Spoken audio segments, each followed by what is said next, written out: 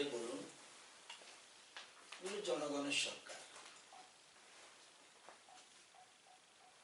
যে কোনো সরকার জনগণের কাছে দায়বদ্ধ।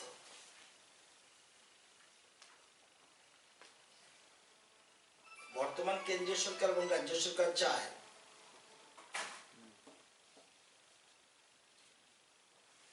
জনগণের যে টাকা আছে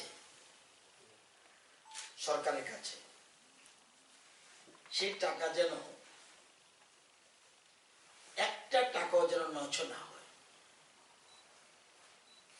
এবং প্রত্যেকটি পয়সা যেন সঠিকভাবে জনগণের জন্য ব্যয়িত হয় এবং কোনো অর্থ যেন অপব্যয়িত না থাকে। এটা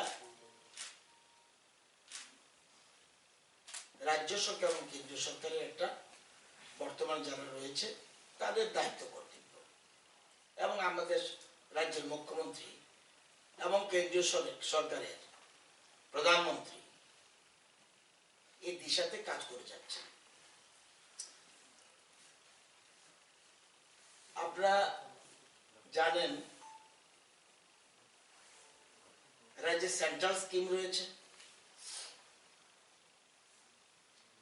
রিইম্বার্সেবল স্কিম রয়েছে। রিইম্বার্সমেন্ট স্কিমগুলি 4টা রয়েছে, সেন্ট্রাল স্কিম রয়েছে 127টা স্কিম রয়েছে, ফাইন্যান্স কমিশনের গ্র্যান্টস রয়েছে। কেন এই কথাগুলি বলছি পরে বলবো। কিছু কিছু স্কিম আছে, আপনি বাজেট বই পাবেন, সেগুলি বর্তমানে রিনেমড হয়ে গেছে। যেমন রাজীব আবাস যোজনা রিনেমড হয়েছে PMAY under urban development department. কিছু কিছু আছে ডিসকন্টিনিউড হয়ে গেছে, প্রয়োজন নেই, অর্থাৎ অবসলেট হয়ে গেল। প্রয়োজন না থাকলে এগুলি বলতে পারেন বাজেটে কেন রাখে, বাজেটে বই কেন থাকে। বাজেটে থাকে কোনো কারণে ওই স্কিমের কোনো টাকা যদি আনস্পেন্ড থাকে, আমি যদি বিধানসভা থেকে অনুমতি না নেই পরের বছরের জন্য, সে টাকা আমার খরচ করার ক্ষমতা নেই।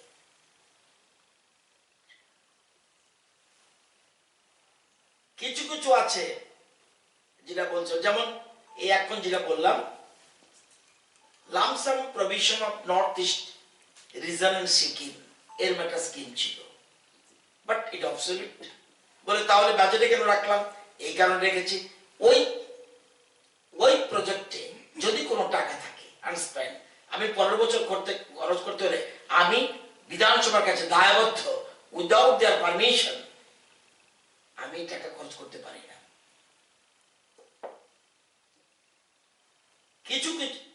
কিছু কিছু রয়েছে ক্ষেত্রে ইউটিলাইজেশন ইস্যু রয়েছে। যদি ইউসি না দেওয়া হয় সেক্ষেত্রে সেন্ট্রাল গভর্নমেন্ট পয়সা দেয় না। যেমন horticulture department, mission for integrated development horticulture, বহু বছর ধরে তৎকালীন সময় বামেদের সময়ে 15-16-17-18 আনস্পেন্ড। আমরা রেগুলাইজ করার চেষ্টা করছি, সেই টাকা তো দেবে না, সেন্ট্রাল গভর্নমেন্ট দেবে না। যেমন ওয়াটার রিসোর্সের AIBP প্রকল্প, সেন্ট্রাল গভর্নমেন্ট বেশ কিছু বছর টাকা দিচ্ছে না, কারণ ইউসি দেওয়া হয়নি। আমরা চেষ্টা করছি দেওয়ার জন্য, আমরা রেগুলাইজ করার চেষ্টা করছি। আবার একটা আছে কিছু কিছু ক্ষেত্রে ইন্সপেকশন ইস্যু রয়েছে। ইন্সপেকশন হয়ে গেলে তারপর রিকমেন্ডেশন হওয়ার পর টাকা রিলিজ করে। যেমন আজকের তারিখে, আজকে মিনস আজকে, টুডে, দীনদয়াল উপাধ্যায় গ্রামীণ কৌশল বিকাশ যোজনায় আজকেও ইন্সপেকশন চলছে ত্রিপুরা রাজ্যে, আজকেও টিম রয়েছে, টিম ইন্সপেকশন চলবে, তারপর রিপোর্ট দেবে, তারপর টাকা দেবে। আজকের তারিখে চলছে, টুডে ইটসেলফ। আরেকটা জিনিস আছে, 6টা স্কিম আছে যেগুলি ডাইরেক্ট ডিপার্টমেন্টে টাকা দিয়েছে, যেমন হেলথের একটা, ফুড এন্ড সিভিল সাপ্লাই 2টা, এন্ড অ্যানিমাল রিসোর্স ডেভেলপমেন্টের 3টা, 6টা। তারপর হচ্ছে আমব্রেলা স্কিম, যেমন আমার দপ্তরের Sarvashiksha, RAMSA, support of education development including teacher training and adult education. এখন সবকিছু হয়ে গেছে, সমগ্র শিক্ষা অভিযান, কিন্তু আমি বাজেট বইতে আমার 3টাই রেখেছি। কেন রাখলাম? কারণ যদি আনস্পেন্ড থাকে আমি খরচ করতে হবে, সেই জন্য এটা আমব্রেলা স্কিম, সব চলে এসছে। এখন আর ওই নামে টাকা আসবে না, বুঝতে পেরেছি? সর্বশিক্ষার নামে টাকা আসবে না, যেমন রামসার নামে টাকা আসবে না। এই যে বাকিগুলি বলছি, টাকা আসবে না, আমব্রেলা স্কিম। আসুন, শেয়ার অফ ট্যাক্সেস আরো বলবো, এর আগে বলে নেই কেন এতগুলি কথা বললাম। সাংবাদিকদের গণতন্ত্রের 4র্থ স্তম্ভ, তাদের রাইট আছে, রাজ্য সরকার দৃষ্টি আকর্ষণ করে দেওয়ার রাইট, না করলে আমরাও তো অলস হয়ে পড়ব। কিন্তু কোন কোন সংবাদ মাধ্যমের কোন কর্তা ব্যক্তি যদি ওভারটাইম খাটে এবং অসত্য তথ্য দিয়ে রাজ্যের মানুষকে বিভ্রান্ত করে, তাহলে মুশকিল। আমার ধারণা অজ্ঞতার কারণে হয়েছে। Budget is not easy thing. Budget সবকিছু বুঝে ফেলবো, নট সো ইজি। 27 বছর বিধানসভা আছে, ভালো করে বাজেট বুঝুন, কঠিন জিনিস। কটা ব্যক্তি বাজেট বুঝে? অফিসার হলে বাজেট বুঝে ফেলবে, সাংবাদিক হলে বাজেট বুঝে ফেলবে, নট সো ইজি থিং। এখনো ক্লাস 3 এমপ্লয়ের কাছ থেকে শিখি, যতদিন বাঁচি ততদিন শিখি। আমি সাংবাদিক হয়ে গেছি, আমি বাজেটের সবকিছু বুঝে ফেললাম। দুটো সংস্থা এমন ভাবে মানুষকে বিভ্রান্ত করছে, লজ্জার কথা। তারপরে নিউজ করো, ওয়েলকাম আমরা করি, কিন্তু যে দপ্তর সম্বন্ধে বলেছে সেই দপ্তরের রিঅ্যাকশন নেওয়া উচিত ছিল। That is the complete news.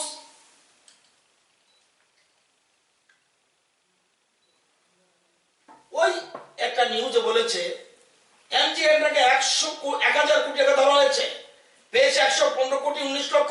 কোথা থেকে উনি পেল? এবং বরঞ্চ আমাদের সরকার আমলে সবচেয়ে বেশি 1000 কোটি টাকার মধ্যে এই যে নিউজটা দিয়েছে সম্পূর্ণ মিথ্যে, বিভ্রান্তকর এবং বিভ্রান্তকর অপচেষ্টা।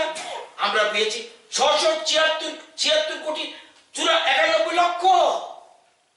অতীতে কোনদিন ওদিন ডিসেম্বর এত টাকা পাইনি।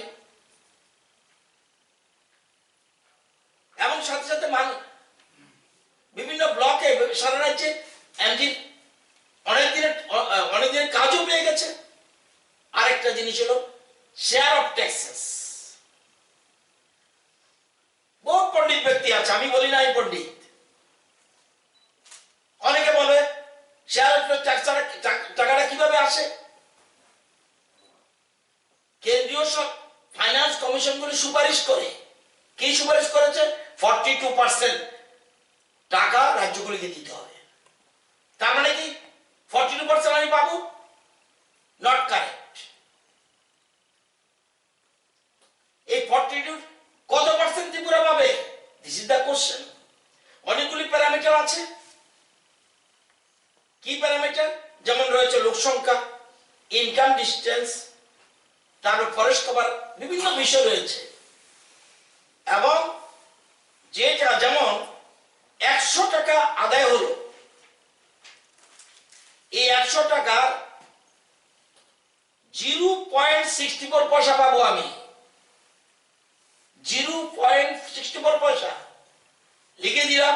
শেয়ার অফ ট্যাক্সেস, ট্যাক্সেস এরকম হয় না, ট্যাক্সেস যা আদায় হবে তার মানে কি আমি বাজেট ধরে রাখবো তো বেশি ধরে রাখবোই, আমার আদায় না হলে তারা কোত্থেকে দেবে?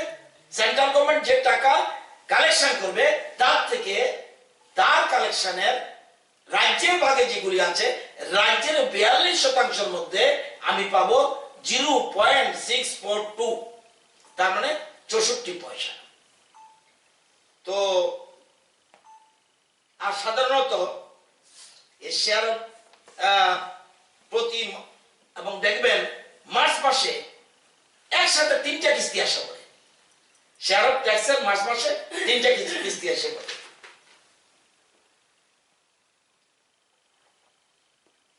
আরেকটা আছে রেভিনিউ ডেফিসিট গ্র্যান্ট, এটা প্রতি মাসে দেয়।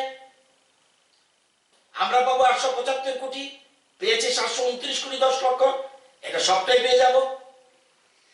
ফেব্রুয়ারি মার্চ পুরো রয়েছে, 875 কোটির মধ্যে যদি রেভিনিউ ডেফিসিট গ্র্যান্টে 729 কোটি 10 লক্ষ পেয়ে থাকি, ভালো পেয়েছি। ফেব্রুয়ারি মার্চে বাকিটা পেয়ে যাব। লোকাল বডিজ গ্র্যান্ট যে আরবানের জন্য, এটা পাবো 68 কোটি 26 লক্ষ, পেয়েছি। এর মধ্যে 63 কোটি 64 লক্ষ, এটাও পেয়ে যাব। মাত্র 5 কোটির মতো ডিফারেন্স, আরো কম।